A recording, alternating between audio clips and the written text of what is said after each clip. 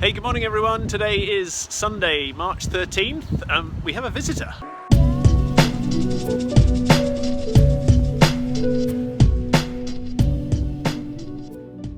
We have a visitor, Mark Stern, over there in the background, who we saw in a previous video has brought his Model X for me to come and take a look at and play with, and hopefully he's trying to persuade me that my somewhat negative comments in the other video were probably a little bit overkill. So sorry if there's a bit of wind noise in the background. As you can see, we're outside, so we'll take a few shots of the car, answer a few questions, and then we'll see what we find. So here we are, the amazing Falcon wing doors, and up it goes. So one of the things that that was apparent in the video was all the beeping that was going on. Yes. And I was saying, oh my god, how crap are these doors? Why, people can't even get out. And I think it is a little bit to do with the ergonomics of this switch. So it's two directional, isn't it? Yes. You push it to close and then you pull it to open. Correct. So what I assume what the girl was doing was that or something. Yeah, or so it was closed, wasn't it? And all right, so let's. So there we go. Because if you notice in the video, the person on the other side had no trouble at all. Right.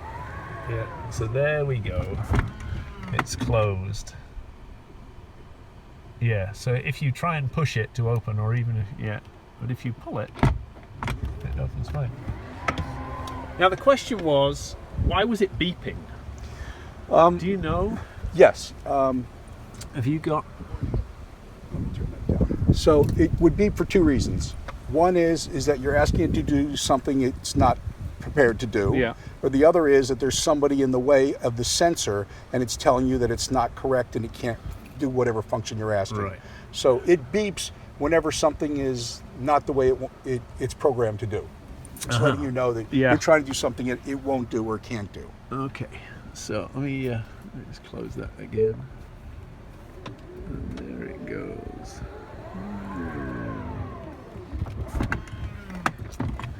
And initially it does feel a little weird. Hopefully we can see this.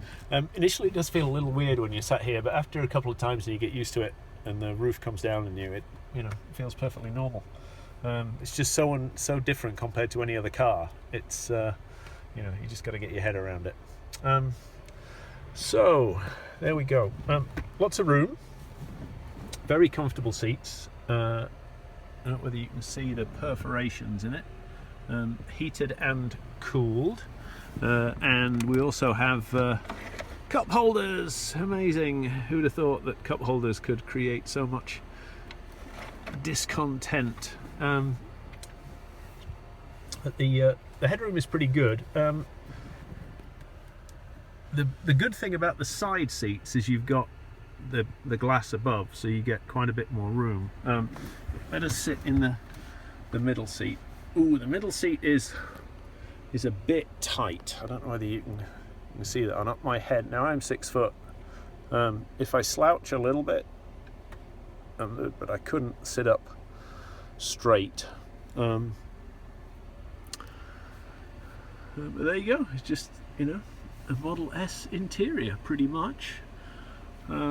Those shiny black seats that we talked about on the other video, actually they're not too bad. They don't really show the finger marks, so maybe that's not going to be too bad.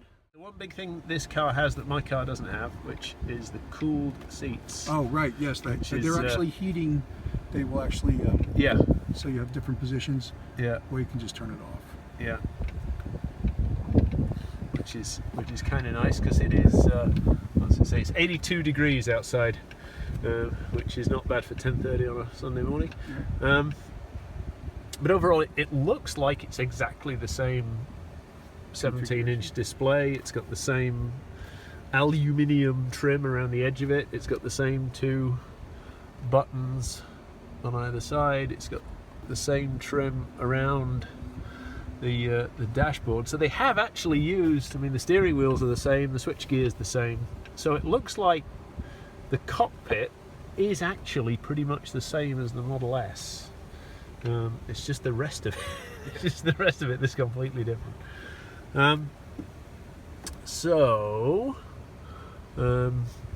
Obviously, having this console in between seats is obviously different. Yeah. Which the Model X does not have. Yeah. And there's a charging port there for your phone. Yeah.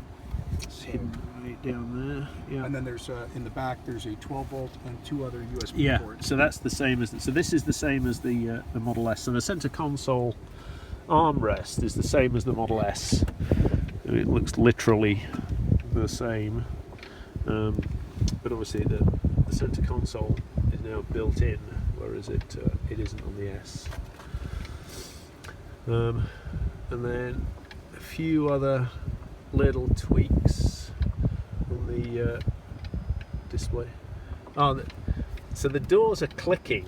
Yeah, that's new. Well, it's one of two reasons. Either the wind is blowing on it and it's just adjusting, or my drive is on a slight slope, and so they're feeling the pressure. So, and that could be because I have noticed that if the car is not flat, the auto open and close feature works a little differently. Yeah. Okay. Yeah. So it sounds like they need to tweak the firmware a little bit on that one. It hasn't happened before that, and I have been on inclines before. Huh. So this could have been from that last update that. Yeah.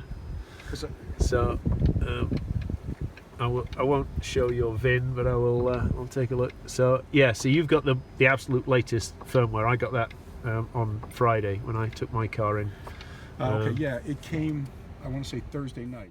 So this thing, huge. So I was talking on the other video, and I was talking about the size of the windshield, and it's kind of difficult to see really well. I'll try and do it back. So obviously you can see the bottom of the windshield. On the Model S, the top of the windshield ends, here just above the mirror. Well, this thing just keeps going and going and going and going and going and going and all the way up, which is pretty impressive. There are, someone's pointed out that the cars are actually quite different. When you put them side by side, the wing mirrors on the Model X are about a foot further forward than the wing mirrors on the Model S, and so the cockpit is actually much further forward, which is how they got the third row of seats inside. Quite where the driving position and seat position is relative to the A and B, but the A pillar seems much more further forward than it does on the S, although this seat feels quite a long way back. But in the Model S, the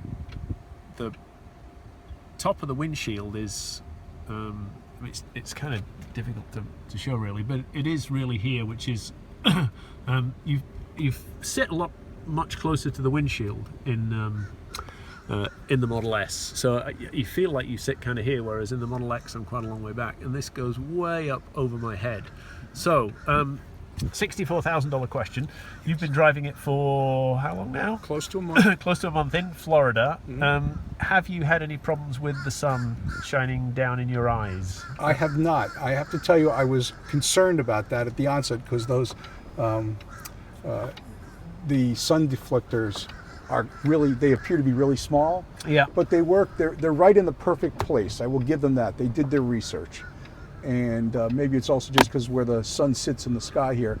But I've not had any issue where I could not block out the sun with those. Okay. So have you found yourself kind of putting it up and at an angle? I have done that depending on where the sun is. It's usually on my commute in the morning and on my way home in the evening are the only times it's really an issue. Right. And yes, sometimes I do flip that down, and that makes all the difference in the world. There is some ability to move. This is... It will go up and down a little bit, so you can drop it down and turn it. And so far I've not found a problem with the sun. Clever little design touches that they've, because there's no real reason for that button to recess in while it's being moved, and then to only pop out once it gets there. I mean, it could just stay sticking out, but it's a. Well, Yeah. I mean, to me, it's apparent that they've used two different level magnets. Yeah. So it's mechanically, it's not really mechanical per se. Yeah. Which again is kind of a brilliant thought. Yeah.